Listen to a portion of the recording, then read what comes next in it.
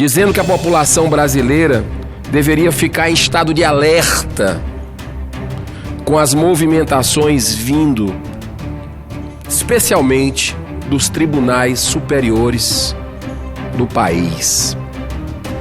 Naquela oportunidade eu falava sobre o julgamento que, logo no início do mandato, em março eu subi aqui, falando do julgamento que decidiria se crimes eleitorais, por sua especificidade, atrairiam a competência para que todos os fatos conexos fossem examinados pela Justiça Eleitoral. Desde aquele momento, já despontava por parte da Suprema Corte desse país, o STF, uma flagrante campanha no sentido de promover um desmanche da Operação Lava Jato e sepultar todos os ganhos que nós tivemos nos últimos 5 anos no combate à corrupção, lavagem de dinheiro, obtido por essa operação que eu vou tentar aqui. Porque... É do senhor a audiência, o senhor que sabe. Não, mas... Eu queria, presidente, senador Stevenson Valentim, nesse momento que eu subo mais uma vez essa tribuna, queria saudar a todos os presentes, funcionários, assessores, senadores, senadoras, convidados da sessão que nós teremos daqui a pouco, em homenagem a um grande humanista, pacifista, Adolfo Bezerra de Menezes Cavalcante, um cearense que nós vamos ter a oportunidade de conhecer a vida que ele trilhou hoje, famosa tanto no Brasil quanto no mundo pela caridade, pelo amor ao próximo, pelo desapego. Mas eu queria subir essa tribuna aqui, primeiramente agradecendo aqui a presença de amigos que vieram também para essa sessão solene em homenagem ao Dr. Bezerra de Menezes, Francisco de Assis Nunes, o Wagner Oliveira Nunes, seu filho, a Anelise Ramos, do Centro Espírita Nosso Lar, e a Daniele também, da mesma instituição, a Alexandre Caldini, grande irmão, amigo, vai ser um dos palestrantes. Daqui a pouco também chegando aqui o ator Carlos Vereza, que interpretou o Dr. Bezerra de Menezes no cinema, que hoje a gente vai ter essa sessão às 16 horas, mas que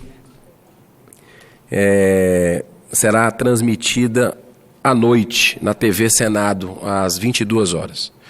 Mas eu subo essa tribuna aqui, senhor presidente, para mais uma vez tocar. Eu não vou me cansar de falar sobre isso, porque por mais que a gente esteja vivendo um momento, senadora Zenaide, turbulento no nosso país, que a gente precisa de muita inspiração, de muita serenidade, sabedoria para saber lidar com fé, com esperança. Mas nós precisamos agir, porque a maior crise que nós vivemos hoje não é a crise econômica, não é a crise social, com 13 milhões de desempregados, uma vergonha para um país riquíssimo como é o Brasil. A gente vê aquelas filas nas reportagens, as pessoas buscando emprego. Não é a crise política. A maior, a mãe de todas as crises que a gente vive é a crise moral, a crise ética, que ainda persiste, que é uma chaga no nosso país, que é a questão da corrupção.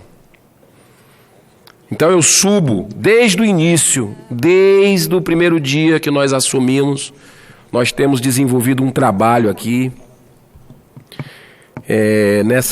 nessa casa, dizendo que a população brasileira deveria ficar em estado de alerta com as movimentações vindo, especialmente dos tribunais superiores do país.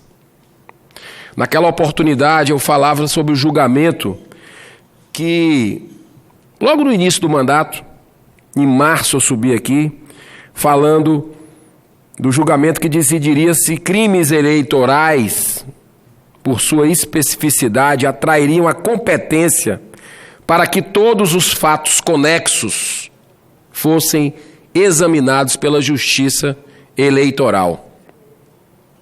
Desde aquele momento, já despontava por parte da Suprema Corte desse país, o STF, uma flagrante campanha no sentido de promover um desmanche da Operação Lava Jato e sepultar todos os ganhos que nós tivemos nos últimos 5 anos no combate à corrupção, lavagem de dinheiro, obtido por essa operação que eu considero, respeitando quem pensa diferente, mas eu considero um grande patrimônio hoje do povo brasileiro que já conseguiu trazer 13 bilhões de reais de volta aos cofres públicos, de desvio de empresas brasileiras, como a Petrobras, dinheiro do povo brasileiro que foi desviado pelo crime do colarinho branco, com empresários, com políticos, que nunca eram punidos nesse país e começaram a ser punidos.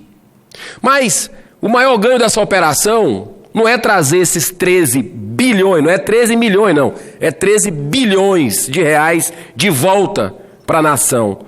Eu acho que o maior ganho dessa operação, e eu falo dessa operação, mas tem muitas outras no país que combatem a corrupção, mas é resgatar a esperança do povo brasileiro na justiça desse país. Vocês não têm ideia de milhões e milhões de brasileiros que voltaram a acreditar novamente no Brasil, voltaram a acreditar na ética, que a justiça de fato é para todos. O fato agora é que todas essas conquistas, no sentido do enfrentamento energético, a malversação do dinheiro público, que envolveu agentes políticos, empreiteiras, funcionários estatais, operadores financeiros, estão sob ataque ardiloso das instituições que deveriam preservar pela sua manutenção e efetividade.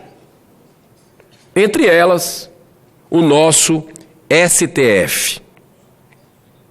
Inúmeras são os indícios dessa trama sombria, que eu repito aqui, envolve os 3 poderes da República hoje. Infelizmente.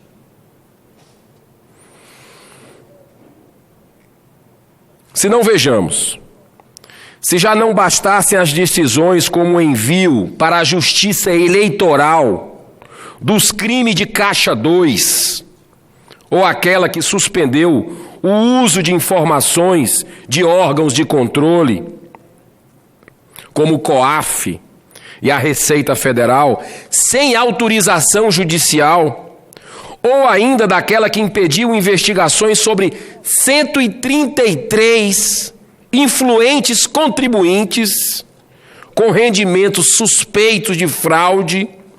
Tivemos na data, agora recente, 20 de agosto,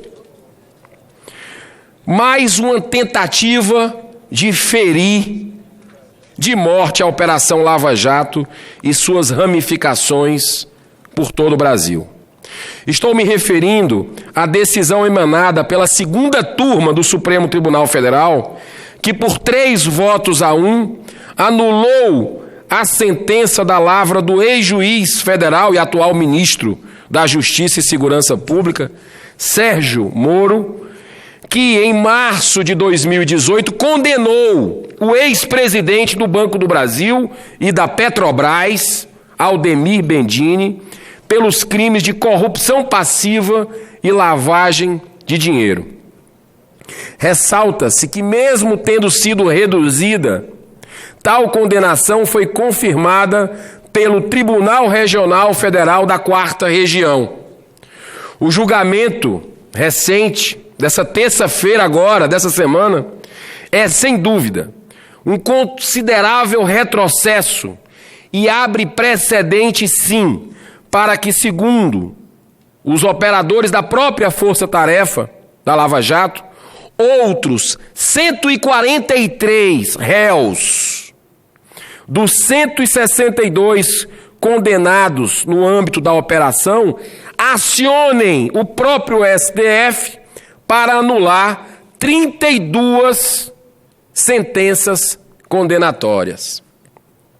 A decisão foi tomada por uma questão técnica processual que, repito, infelizmente abrirá as portas para que outros criminosos de colarinho branco, todos devidamente julgados e condenados pela justiça brasileira, possam sorrateiramente se beneficiar nos seus respectivos processos.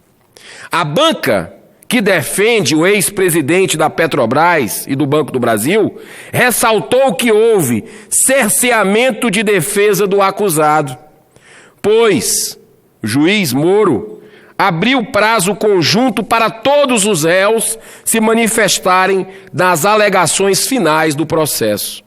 No entanto, para a defesa, o correto seria primeiro se manifestar os réus que firmaram acordo de delação premiada e, em seguida, os outros acusados. Porém, como muito bem defendeu o ministro Edson Fachin em seu voto, que foi vencido, tal preceito jurídico alegado por esse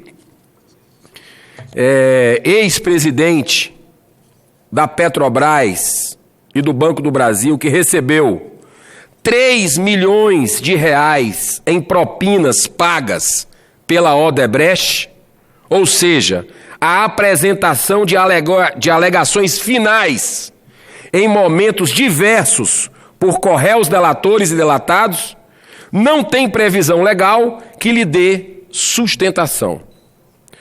Como a colaboração premiada é uma das estratégias que pode ser usada pela defesa, a opção por esse instituto, para o relator, não autoriza que o juiz faça distinção entre colaboradores e não colaboradores. A Subprocuradoria-Geral da República, quando da defesa da manutenção da condenação, deixou claro que Bendini, desde o início da ação penal, teve sim amplo acesso ao direito de defesa, não havendo, sob hipótese nenhuma, que se falar em cerceamento de defesa ou quaisquer outras irregularidades nos ritos processuais que conduziram à condenação desse transgressor da lei. Em tempo, esse entendimento foi esposado pelo Superior Tribunal de Justiça quando do julgamento do agravo regimental em habeas corpus número 437.855 no próprio STJ. O fato é que, como já dito, essa interpretação da segunda turma do STF, hermenêutica, né, uma interpretação de hermenêutica, vai de encontro às decisões da 13ª Vara Federal de Curitiba, do TRF da 4ª Região e também do Superior Tribunal de Justiça.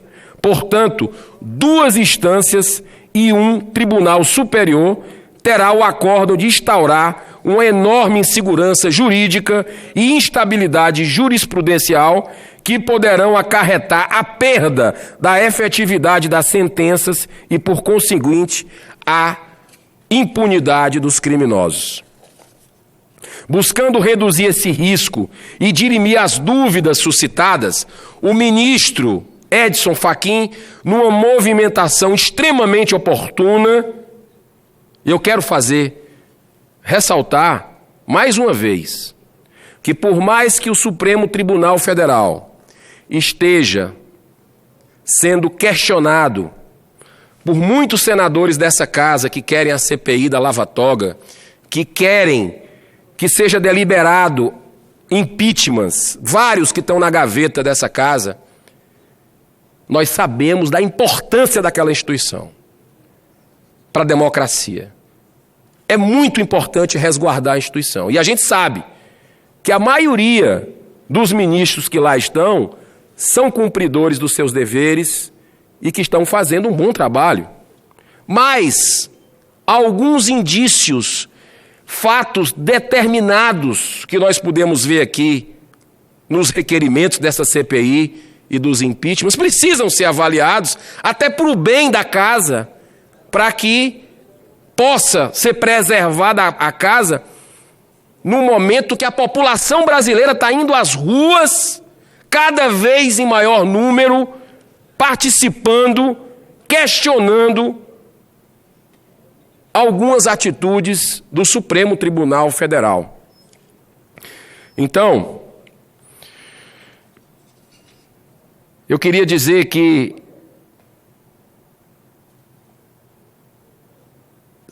caberá agora ao presidente do STF ter a sensibilidade. Eu acredito sim no ser humano, eu acredito na reflexão, acredito no arrependimento, sim, e nós temos que estar abertos para isso. Para que ele coloque imediatamente, é o mínimo que se espera, e eu faço aqui o pedido ao presidente do Supremo Tribunal Federal, ministro Dias Toffoli, para colocar imediatamente em pauta esse julgamento, para que os 11 ministros do Supremo se posicionem sobre essa decisão da segunda turma, que deixou o Brasil inteiro, mais uma vez, escandalizado com o Supremo Tribunal Federal. Então, que seja decidido pelo colegiado. E eu espero muito bom senso dos ministros, porque a gente não pode retroceder no combate à corrupção, não.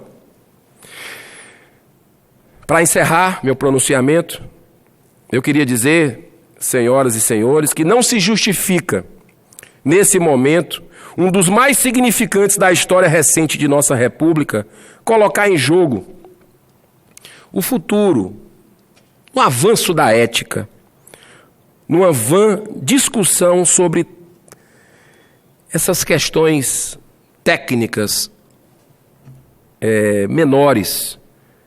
Eu acredito que nós precisamos ter muita responsabilidade nesse momento. Senhor presidente, não tenho a menor dúvida que essas pessoas que estão sendo condenadas por corrupção de toda ordem, além das demais que compõem o submundo do crime, do colarinho branco, da corrupção e do desrespeito à nossa ordem jurídica, terão muito que comemorar caso esse desastre veredito da segunda turma do STF venha a ser mantido. Afirmo ser mais que necessário denunciar ao sofrido povo brasileiro que o argumento supostamente técnico de que delatores e delatados devem ser tratados de maneira desigual no âmbito de uma ação penal na qual todos são julgados por crimes graves, como lavagem de dinheiro, corrupção ativa, corrupção passiva, evasão de divisas, sonegação fiscal, entre outros, na verdade, pode estar escamoteando propósitos inconfessáveis. Por fim, senhor presidente, me comprometi com o povo do meu Ceará, a terra da luz, vizinho ao estado dos 2 senadores que estão aqui presentes, senadora Zenaide, senador Stevenson Valentim. Eu me comprometi com o povo cearense que pautaria meu mandato com base na ética, na honestidade, na verdade. Portanto, imbuído dessa obrigação republicana, serei sim uma caixa de ressonância dos anseios da nossa população. Essa mesma que tem ido às ruas lutar por um Brasil mais justo, mais transparente. Portanto, enquanto Deus me der vida e saúde, e eu agradeço muito as orações que eu tenho recebido, as mensagens de todo o país, isso me fortalece muito, porque nós precisamos aqui de muita serenidade, muita tranquilidade, porque a guerra é espiritual, e precisamos de força para seguir adiante. E graças a Deus a gente tem recebido essa força do povo brasileiro. Eu agradeço. Enquanto Deus me der vida, saúde, não me calarei diante dos possíveis desmandos advindos, seja da mais alta corte da justiça desse país, ou de qualquer outro poder aqui no Senado, Câmara dos Deputados e poder executivo também, que merece dar explicações sobre essa história de jogar COAF para um lado, jogar COAF para o outro, colocar como apêndice do Banco Central, interferência na Polícia Federal, que é uma das instituições mais acreditadas do Brasil, interferência na Receita Federal. Nós não toleraremos isso, custe o que custar. Que Deus abençoe o Brasil. Muito obrigado. Não dá nem para partear porque o tempo está curto. O senhor...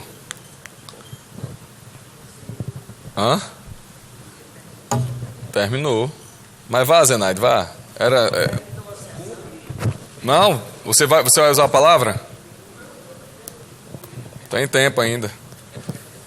Ô, Girão, assume aqui que eu vou tentar falar daqui a pouco. Começar? Senhor presidente.